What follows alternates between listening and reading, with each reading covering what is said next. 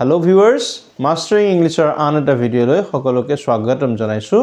এবাৰ লৈ আনিছো তিনিটা পেয়াৰ অফ ওয়াৰ্ডছ, তিনিজোৰা শব্দ যাক আমি প্ৰায় কনফিউজ হৈ থাকো, প্ৰায় লিখোতে আমাৰ ভুল হৈ থাকে। যেনেকৈ ইয়াত দিয়া আছে যে later ইউজ কৰিম নে later ইউজ কৰিম, older নে elder ইউজ কৰিম বা further ইউজ কৰিম নে farther ইউজ কৰিম। ইয়াত further দেখিছে যে মাত্ৰ a আৰু uৰ মাজত ডিফাৰেন্স আছে। এতিয়া চাও later চাও later এটাৰ pronunciation is later এই উচ্চাৰণ কৰিবলৈ later আনটো later তে later মানে হৈছে পিছত বা বেছি দেৰিকৈ যে কিবা এটা ঘটনা হৈছিল তাৰ পিছত এটো হল বা এটা ঘটনাকে দেৰিকৈ আন এটা ঘটনা হৈছে তেনেকুৱা বুজাবৰ কাৰণে later ইউজ কৰা হয়। যেনে ইয়াৰ এক্সাম্পল দিয়া আছে later they surrendered পিছত তেওঁলোকে সাৰেন্ডাৰ কৰিছিলে। আকৌ ইয়াত দিয়া আছে he came later than I যে ময়ো আহিছিলো তেওঁ আহিছিলে কিন্তু তেওঁ মুতকৈ দেৰিকৈ আহিছিলে। সো কম্পাৰেটিভ ডিগ্ৰী হিচাপেও later ইউজ কৰা হয়। he came later than I later কিন্তু কি হয় দুজনৰ ভিতৰত পিছৰজনৰ কথা কোৱা হলে যদি আমি দুজনৰ কথা আমি আনিছো ৰেফাৰেন্সত প্ৰথমজনক ফৰ্মাৰ বুলি কোৱা হয় পিছৰজনৰ কথা ক'বলৈ গলে later ইউজ কৰা হয়।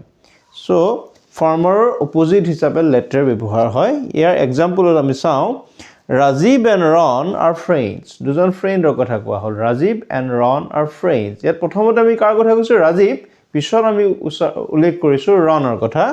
So Rajiv and Ron are friends, the former is a teacher while the latter is a pilot. Farmer means প্ৰথমজন অৰ্থাৎ Rajiv এজন টিচাৰ while the latter মানে কি পিছৰজন অৰ্থাৎ কাৰ কথা কোৱা হৈছে Rajiv আৰু Ronৰ ভিতৰত Ronৰ কথা কোৱা হৈছে যিহেতু তেওঁৰ নামটো পিছৰ আছিল the latter is a pilot পিছৰজন এজন পাইলট। গতিকে ডিফাৰেন্স এইটোৱে যে later মানে ঘটনাটো এটা ঘটনা পিছত হৈছে বা তাৰ পিছত এনেকুৱা এটা ঘটনা ঘটিছিল। later মানে later যেতিয়া ইউজ কৰা হ'ব আমি গম পাম যে দুজনৰ কথা কোৱা হৈছে পিছৰজনৰ কথা ক'বলৈ গলে later ইউজ কৰা হয়। এতিয়া হও older নে elder প্ৰায় কনফিউজন হয় older ইউজ কৰিম নে elder ইউজ কৰিম। এতিয়া older মানে কি যে ফ্যামিলিৰ বাহিৰত যেতিয়া কম্পেৰিজন কৰা হয় দুজন মানে একেটা ফ্যামিলিৰ হলে কম্পেৰিজন হলে elder হয় ফ্যামিলিৰ বাহিৰৰ মাজত যেতিয়া কোন ডাঙৰ এটো বুজোৱা হয় তেতিয়া older ইউজ কৰা হয়। যেনে John is older than Farhan John ফাৰহানতকৈ বয়সত ডাঙৰ। ইয়াত আমি John আৰু Farhan দুটা ইন্ডিকেট কৰে বেলেগ ধৰ্মৰ মানুহৰ কথা কৰিবও পাৰে গতিকে দুটা বেলেগ নাম লৈছো তেনেকুৱা John ফাৰহানতকৈ বয়সত ডাঙৰ। মানে ফ্যামিলিৰ বাহিৰৰ মানুহৰ মাজত যেতিয়া কম্পেৰিজন হয় তেতিয়া older হয়। আৰু elder যেনে elder brother elder sister অৱশ্যে elder than বুলি সাধাৰণতে কোৱা নহয়। সো কম্পাৰেটিভ than যেতিয়া ইউজ হ'ব তেতিয়া মন কৰিম যে older হয় আৰু ফ্যামিলিৰ মাজত কোনজন ডাঙৰ হেতু বুজাবৰ কাৰণে elder brother elder sister আদি ধৰণে ইউজ কৰা হয়।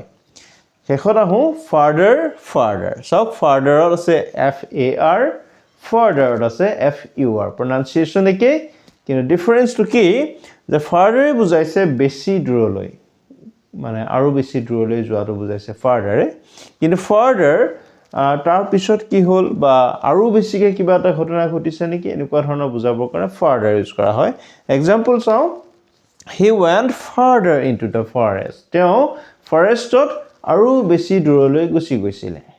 ফৰেষ্টলৈ তেওঁলোক গৈছিল বা আমিও কেইবাজনো গৈছিল কিন্তু এজন মানুহ বেছিকে সোমাই গল বেছি ভিতৰলৈ গুচি গল। so he went farther into the forest কিন্তু farther ক্ষেত্ৰত এনেকুৱা হয় he further asked তেওঁ কিবা কি কৈছিলে তেওঁ লগতে আৰু সুধিলে এনেকুৱা বুজাবৰ কাৰণে he further asked তেওঁ আৰু সুধিলে নহয় জানো এনেও তেওঁ কিবা কি কৈছিলে তাৰ উপৰিও তেওঁ আৰু কিবা এটা কৈছে এনেকুৱা বুজাবৰ কাৰণে he further asked he further said that এই ধৰণে আমি ইউজ কৰো।